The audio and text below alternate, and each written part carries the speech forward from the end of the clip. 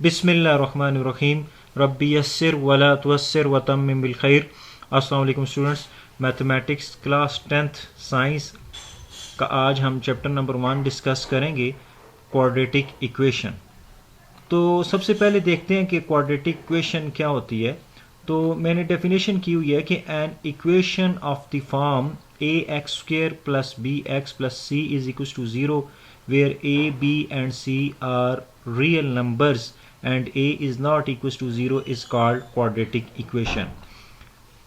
यानी कोई भी इक्वेशन जो आपके पास इस फॉर्म की हो, a x square plus b x plus c is equal to 0, उसको आप क्वाड्रेटिक इक्वेशन कहते हो। यानी ऐसी इक्वेशन जिसमें वेरिएबल की हाईएस्ट पावर 2 हो, उसको आप क्वाड्रेटिक इक्वेशन कहते हो। और ये आपके पास स्टैंडर्ड फॉर्म है क्वाड्रेटिक इक्वेशन की। अब याद रखें, क्वाड्रेटिक इक्वेशन में आपके पास टोटल 3 टर्म्स होंगी। जो फर्स्ट टर्म है इसको आप कहते हो क्वाड्रेटिक टर्म, ये आपके पास होगी क्वाड्रेटिक टर्म, ठीक है, ये आपके पास क्वाड्रेटिक टर्म कहलाएगी। और ये जो आपके पास सेकंड टर्म है इसको आप कहोगे लीनियर टर्म, ठीक है। लीनियर टर्म इस वजह से कहते हैं इधर वेरिएबल की हाईएस्ट पावर 1 होती है लीनियर टर्म में, और क्वाड्रेटिक टर्म इस वजह से कहा जाता है कि वेरिएबल की हाईएस्ट पावर 2 होती है और ये आपके पास कांस्टेंट टर्म है, ठीक है। और इधर वेरिएबल की हाईएस्ट पावर 0 होगी। तो ये आपके पास 3 टर्म्स होंगी क्वाड्रेटिक इक्वेशन में, quadratic term, linear term and constant term. और ये a x square plus b x plus c is equal to 0, ये हमारे पास स्टैंडर्ड फॉर्म होती है क्वाड्रेटिक इक्वेशन की। अब मैंने एग्जांपल लिखी हुई है क्वाड्रेटिक इक्वेशन की, x square plus 7x plus 10। तो इस केस में मेरे पास एक्स स्क्वायर जो है वो क्वाड्रेटिक टर्म है, 7x मेरे पास लीनियर टर्म है और 10 मेरे पास कांस्टेंट टर्म है। अब क्वाड्रेटिक इक्वेशन से रिलेटेड आपको चंद बातें पता होनी चाहिए। पहली बात ये पता होनी चाहिए कि a x square plus b x plus c is called standard form of quadratic equation. इसको आप स्टैंडर्ड फॉर्म कहते हो क्वाड्रेटिक इक्वेशन की, ठीक है। दूसरी बात ये पता होनी चाहिए कि the coefficient of x square must not be 0, otherwise it becomes a linear equation. यानी ये जो एक्स स्क्वेयर का कोफिशिएंट होता है, ठीक है, कोई भी नंबर जो वेरिएबल के साथ मल्टीप्लाई हो रहा हो उसको आप कोफिशिएंट कहते हैं। तो ये जो एक्स स्क्वेयर का कोफिशिएंट है जो ए है, ये 0 के इक्वल नहीं होना चाहिए। अगर ये 0 के इक्वल होता है तो 0 multiply by anything gives us 0, तो वो आपके पास क्वाड्रेटिक इक्वेशन नहीं रहेगी, वो लीनियर इक्वेशन बन जाएगी, ठीक है। तो तीसरी बात मैंने ये लिखा हुआ है कि ये जो आपके पास ए, बी और सी हैं ये रियल नंबर हैं। अब रियल नंबर क्या होता है? A number whose square is a non negative integer is called real number. याद रखें, हर वो नंबर रियल नंबर होता है जिसका आप स्क्वायर करें तो आपके पास कोई भी नॉन नेगेटिव इंटीजर आए। नॉन नेगेटिव इंटीजर से क्या मुराद है? या आपके पास उसका स्क्वायर 0 आ जाए या कोई भी पॉजिटिव नंबर आ जाए। लेट्स सपोज मैं -3 लेता हूँ। अब आप -3 का स्क्वायर करें अगर, तो -3 का स्क्वायर आपके पास आ जाएगा 9। तो 9 आपके पास पॉजिटिव नंबर है, इस वजह से -3 रियल नंबर होगा। यानी हर वो नंबर रियल नंबर होता है कि आप उसका स्क्वायर लें और स्क्वायर लेने के बाद आपके पास अगर नंबर या 0 आ जाए या कोई भी पॉजिटिव नंबर आ जाए तो वो नंबर आपके पास रियल नंबर कहलाएगा। अब जिस तरह 0 भी रियल नंबर है, बिकॉज 0 का आप स्क्वायर लें तो वो 0 ही आएगा आपके पास। इसी तरह स्क्वायर रूट 3 जो है, स्क्वायर रूट 3 ये भी आपके पास रियल नंबर है, बिकॉज स्क्वायर रूट 3 का जब आप स्क्वायर लेते हो, ठीक है, ये देखिए मैं स्क्वायर रूट 3 का स्क्वायर ले रहा हूँ तो ये आपके पास स्क्वायर और स्क्वायर रूट कैंसिल हो जाएंगे और आपके पास 3 आ जाएगा। यानी ये 3 मेरे पास पॉजिटिव नंबर है, इस वजह से मेरे पास स्क्वायर रूट 3 जो है वो रियल नंबर होगा। अब नेक्स्ट जो मैंने लिखा हुआ है कि सोल्यूशन और रूट ऑफ क्वाड्रेटिक इक्वेशन, इससे क्या मुराद है? यानी इसकी डेफिनेशन पहले देखता हूँ। The solution of a quadratic equation is the values of unknown x which satisfy the equation. यानी एक्स की वो वैल्यूज जो गिवन क्वाड्रेटिक इक्वेशन को सेटिस्फाई करें, वो क्वाड्रेटिक इक्वेशन का सोल्यूशन या रूट कहलाती हैं, ठीक है। अब देखिए नीचे मैंने एक मिसाल लिखी हुई है, ये मेरे पास एक क्वाड्रेटिक इक्वेशन है, x square plus 7x plus 10 is equal to 0। अब x की वो तमाम वैल्यूज़ जो इस गिवन इक्वेशन में पुट कर दी जाएं और इक्वेशन बैलेंस हो जाए। बैलेंस होने का मतलब ये है कि राइट हैंड साइड पे 0 है, x की वैल्यूज़ लेफ्ट हैंड साइड में पुट करने से लेफ्ट हैंड साइड पे भी अगर 0 आ जाए तो वो x की वैल्यूज़ इस गिवन क्वाड्रेटिक इक्वेशन का सोल्यूशन या रूट कहलाएंगी। अब वो जो वैल्यूज़ हैं वो एक x इक्वल टू -5 है और दूसरी x इक्वल्स टू -2 है। ये दो वैल्यूज़ ऐसी हैं जो आप गिवन क्वाड्रेटिक इक्वेशन में पुट करें तो इक्वेशन जो है वो बैलेंस होती है, यानी सेटिस्फाई होती है। अब आप x की जगह पे -5 पुट करें तो देखें मैंने -5 पुट किया है, -5 स्क्वायर प्लस 7 इंटू -5 प्लस 10। अब -5 स्क्वायर आप करेंगे तो 25 आ जाएगा, ठीक है। याद रखिए माइनस की पावर जब भी इवन नंबर हो तो वो माइनस गायब हो जाता है, because minus into minus plus. अब प्लस इंटू माइनस माइनस तो 7 इंटू -5 -35 प्लस 10। अब 25 माइनस 35 अनलाइक साइन हो तो सब्ट्रैक्ट होता है, तो आप 35 में से 25 सब्ट्रैक्ट करेंगे तो -10 आपके पास आ जाएगा। जो मैग्नीट्यूड वाइज बड़ा नंबर होता है उसका साइन काउंट होता है, तो बड़े इधर साइन जो है वो -35 के साथ माइनस है तो -10 आ गया, +10। तो ये अपोजिट साइन होंगे, कैंसिल हो जाएंगे आपस में, तो ये आपके पास 0 आ गया। अब हमारे पास देखें राइट हैंड साइड पे 0 था तो लेफ्ट हैंड साइड में x की जगह -5 पुट करने से भी 0 आ गया। इसी तरह आप -2 पुट करते हो, जब इधर जहाँ जहाँ पे x है वहाँ पे आप -2 पुट करें तो -2 स्क्वायर प्लस 7 इंटू -2 प्लस 10। अब -2 स्क्वायर 4 हो जाएगा, 7 इंटू -2 -14। अब यहाँ पे भी अनलाइक साइन है तो 4 -14 -10 आ जाएगा, ठीक है, ये माइनस है और +10, तो -10 +10 आपस में कैंसिल आउट होके 0 हो जाएंगे। अब क्वेश्चन ये है कि मुझे किस तरह पता चल गया कि ये जो गिवन क्वाड्रेटिक इक्वेशन है इसके जो दो सॉल्यूशंस आए हैं या जो दो रूट आए हैं वो -5 और -2 हैं।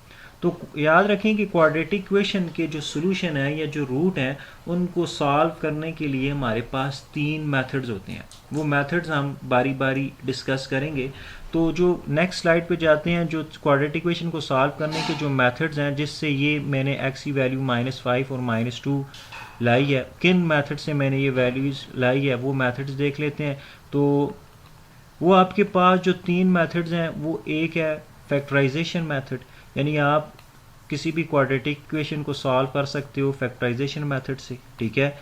दूसरा मेथड है हमारे पास कंप्लीटिंग स्क्वायर, आप कंप्लीटिंग स्क्वायर से भी फाइंड आउट कर सकते हो। और तीसरा मेरे पास मेथड है क्वाड्रेटिक फार्मूला। तो मैं एक एग्जांपल से, एक क्वेश्चन से, एक्सरसाइज 1.1 का एक क्वेश्चन उठाऊंगा, उसमें मैं आपको फैक्टराइजेशन मेथड अप्लाई करके अभी बताता हूँ कि किस तरह हम फैक्टराइजेशन मेथड से क्वाड्रेटिक इक्वेशन के सॉल्यूशन फाइंड कर सकते हैं। तो फिर हम नेक्स्ट वीडियो में आगे कंप्लीटिंग स्क्वायर मेथड और क्वाड्रेटिक फार्मूला को भी डिस्कस करेंगे। तो अब हम एक्सरसाइज 1.1 स्टार्ट करते हैं। एक्सरसाइज 1.1 स्टार्ट करते हैं। एक्सरसाइज 1.1 में आपके पास क्वेश्चन नंबर 1 पार्ट 1 है। कहता है कि solve each of the following by factorization method. तो फैक्टराइजेशन मेथड से हम सॉल्व करेंगे। जो क्वाड्रेटिक इक्वेशन के 3 मेथड्स मैंने आपको बताए हैं सॉल्व करने के, factorization method, completing square method और क्वाड्रेटिक फार्मूला। तो उससे आज पहला मेथड हम ये डिस्कस करने लगे हैं फैक्टराइजेशन मेथड। तो क्वेश्चन में लिखता हूँ, क्वेश्चन है क्वाड्रेटिक इक्वेशन आपके पास x² plus 5x plus 4 is equal to 0। अब फैक्टराइजेशन मेथड का जो जनरल प्रोसीजर है वो आपने साथ में नोट करना है। तो सबसे पहले आप ये करोगे कि सॉल्यूशन में क्वेश्चन को आप दोबारा लिख देते हैं, ठीक है। हम ये आपके पास आ जाएगा जी x² plus 5x plus 4 is equal to 0। अब आपने जो स्टेप नंबर 1 करना है वो ये करना है कि आपने सबसे पहले a, b और c की वैल्यू आइडेंटिफाई करना है, ठीक है।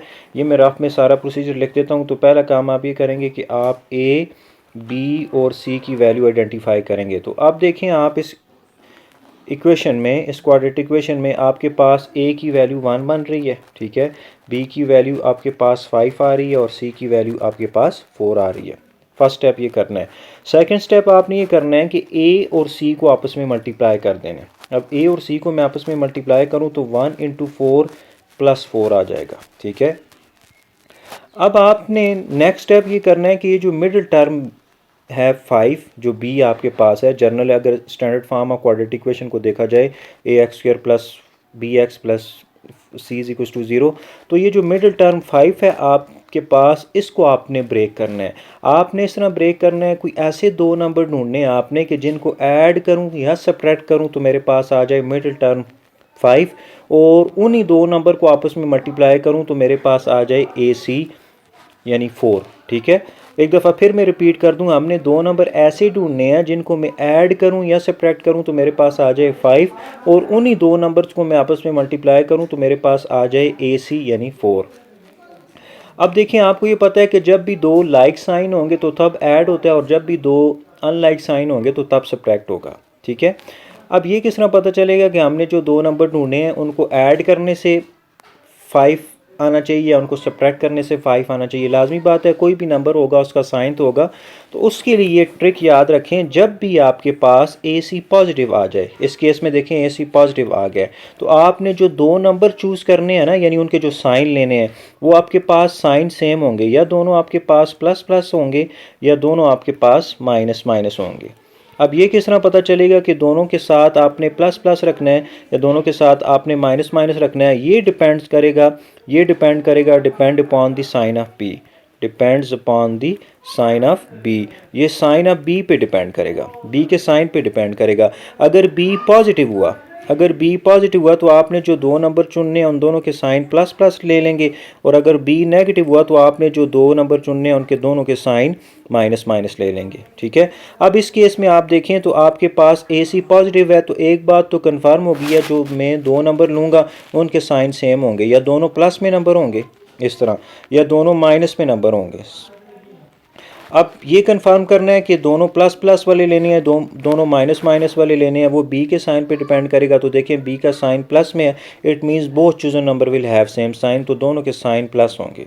तो ये आपके पास वो नंबर जो अब हमने ढूंढने हैं वो ऐसे नंबर होने चाहिए, साइन हमें पता चल गया दोनों के साथ प्लस का होगा, कि उनको ऐड करूं तो 5 आ जाए और उनको मल्टीप्लाई करूं तो वो आ जाए 4। याद रखें, वो जो दो नंबर होंगे वो 4 के फैक्टर में से कोई भी नंबर होंगे। अगर मैं 4 के फैक्टर्स पहले लिख लूँ यहाँ पे नीचे, तो फैक्टर्स ऑफ 4 जो हैं वो आपके पास, यानी 4 के फैक्टर से मुराद वो तमाम नंबर जो 4 को पूरा पूरा डिवाइड करते हैं, तो वो 1 है, वो 2 है, वो 4 है। ठीक है, अगर 1 2 4 है तो -1 भी 4 का फैक्टर होगा, -2 भी 4 का फैक्टर होगा, और -4 भी 4 का फैक्टर होगा, यानी +-1 +-2 +-4 ये 4 के फैक्टर हैं। अब इन फैक्टर में से दो फैक्टर लाजमन ऐसे होंगे जिनको ऐड करने से 5 आएगा और जिनको मल्टीप्लाई करने से AC आ जाएगा 4।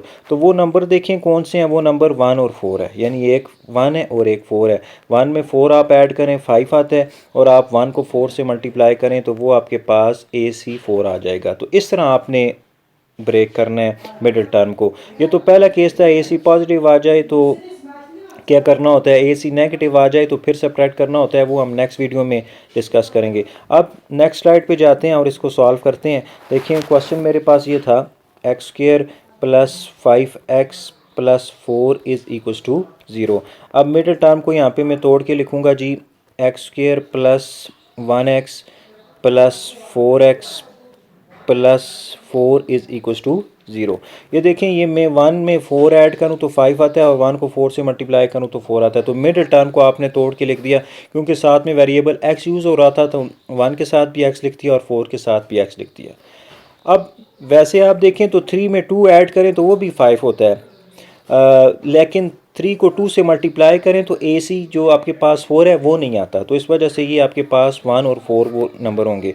अब यहाँ पे आगे फैक्टराइजेशन बाय ग्रुपिंग करेंगे। फैक्टराइजेशन बाय ग्रुपिंग की टेक्निक ये है कि आपके पास इवन नंबर ऑफ टर्म्स होंगी, तो ये देखें आपके पास 4 टर्म्स हैं, 1 2 3 4, और दो दो के पेयर बना लें तो इन दो टर्म्स में कुछ ना कुछ कॉमन होगा, इन दो टर्म्स में कुछ ना कुछ कॉमन होगा। तो इस टर्म में आप देखें, आपके पास पहली दो टर्म्स में देखें तो x⁻1 कॉमन है, बाकी अंदर क्या बचेगा, टोटल पावर 2 है, एक बाहर है तो एक ही अंदर रह जाएगी, प्लस x⁻1 है और बाहर भी x⁻1 है तो जस्ट 1 रह जाएगा, प्लस यहाँ इन दोनों टर्म्स में आप देखें 4 कॉमन है, बाकी क्या बच जाएगा जी, x + 4 हमने बाहर लिखा हुआ है तो 1 आ जाएगा = 0।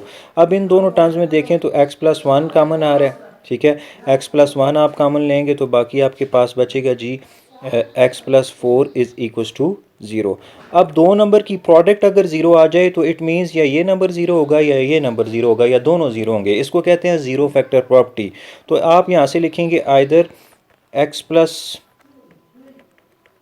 1 = 0 और x + 4 = ज़ीरो। तो यहाँ से आप एक्स की वैल्यू निकालेंगे तो वो -1 आएगी, और यहाँ से एक्स की वैल्यू निकाल लें तो वो -4 आ जाएगी। यानी एक तरफ ऐड हो रहा है तो दूसरी तरफ जाके सब्ट्रैक्ट होगा। तो ये जो x इक्वल टू -1 है और x इक्वल टू -4 है, ये गिवन क्वाड्रेटिक इक्वेशन का सोल्यूशन है। यानी x इक्वल टू -1 भी गिवन क्वाड्रेटिक इक्वेशन को सेटिस्फाई करेगी। आप x की जगह -1 पुट करें तो लेफ्ट हैंड साइड पे भी ज़ीरो आएगा, क्योंकि राइट हैंड साइड पे ज़ीरो है। और इसी तरह अगर x की जगह आप -4 पुट करें तो फिर भी आपके पास इक्वेशन सेटिस्फाई होगी। तो इट मीन्स जो सोल्यूशन सेट आएगा, यानी जितने भी सोल्यूशन हैं उनको सेट की फॉर्म में लिखने को सोल्यूशन सेट्स कहते हैं। तो आपके पास जो सोल्यूशन सेट आएंगे वो -1 और -4 आ जाएंगे। तो उम्मीद है बात क्लियर हो गई होगी। नेक्स्ट वीडियो में हम वो वाला केस डिस्कस करेंगे जिसमें AC नेगेटिव आता है। बहुत शुक्रिया।